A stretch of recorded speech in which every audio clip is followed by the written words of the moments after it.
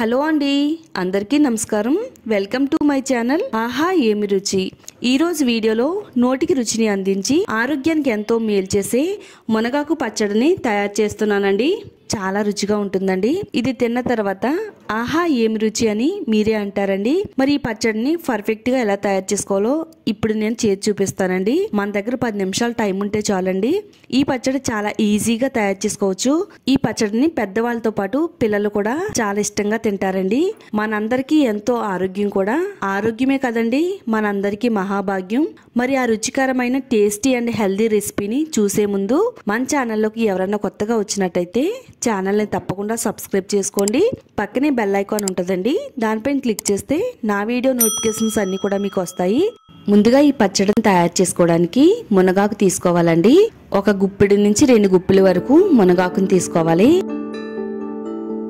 పచ్చడిని తయారు చేసుకోవడానికి ఒక 10 ఎండుమిరపకాయలు, 2 రెబ్బల కరివేపాకు, 1 స్పూన్ జీలకర్ర, మీడియం సైజ్ ఉల్లిపాయ, ఒక 5 నుంచి 6 వెల్లుల్లి, నిమ్మకాయ సైజ్ అంత చింతపండు, 2 గుప్పిలు మునగాకుని తీసుకోవాలండి.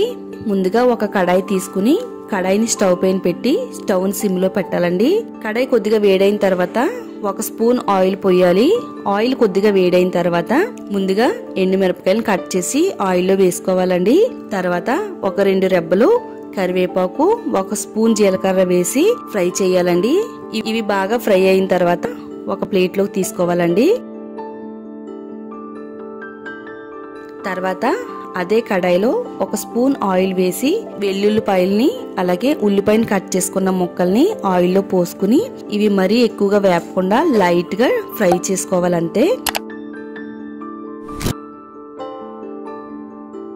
ఇవి లైట్ గా ఫ్రై అయిన తర్వాత వీటిల్ని కూడా ఒక ప్లేట్ లోకి తీసుకుందామండి.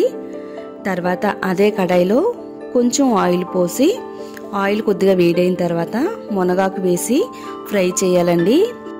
మునగాకు మన ఆరోగ్యానికి ఎంతో మంచి మేలు చేస్తదండి. మీకు మునగాకు ఎక్కడ దొరికినా గానీ అస్సలు వదలొద్దండి. తెచ్చుకుని కూర రూపంలో గానీ లేదా పప్పు రూపంలో గానీ లేదా పచ్చడి రూపంలో గానీ వండుకుని తింటే మన హెల్త్ కి చాలా మంచిదండి. ఇది కంటి చూపుకి చాలా బాగా ఉపయోగపడుతుందండి. ప్రకృతి ప్రసాదించిన వాటిల్లో అద్భుతమైన చెట్లలో మునగ చెట్టు ఒకటండి.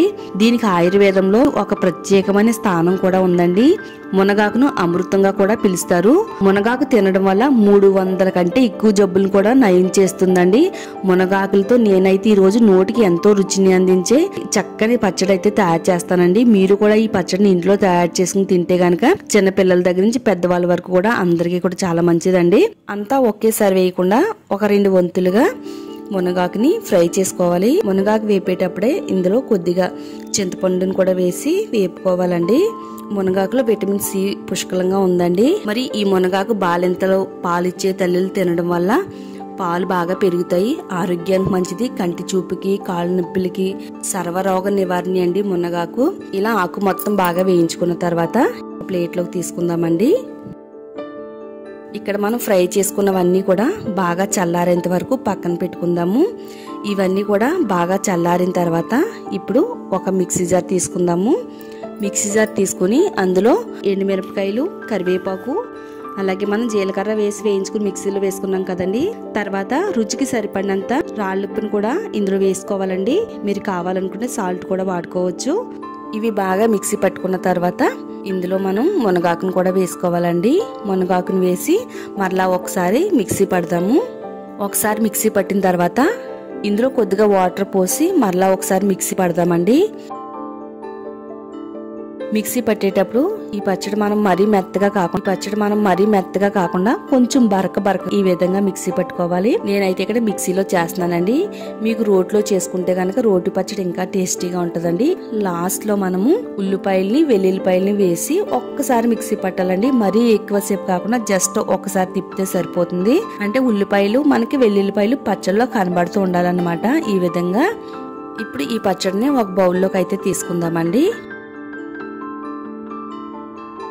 ఇప్పుడు పచ్చళ్ళలోకి తాలింపునైతే రెడీ చేసి పెట్టుకుందాము. ఒక 1/2 టేబుల్ స్పూను శనగపప్పు, ఒక 1/2 టేబుల్ స్పూన్ మినపప్పు, ఒక 1/2 టేబుల్ స్పూన్ ఆవాలు, ఒక 2 ఎండుమిరపకాయలు, ఒక 4-5 దంచిన వెల్లుల్లి రెబ్బల్ని, 2 కరివేపాకు రెబ్బల్ని ఇందులో వేసి తాలింపు అయితే రెడీ చేసి పెట్టుకుందామండి.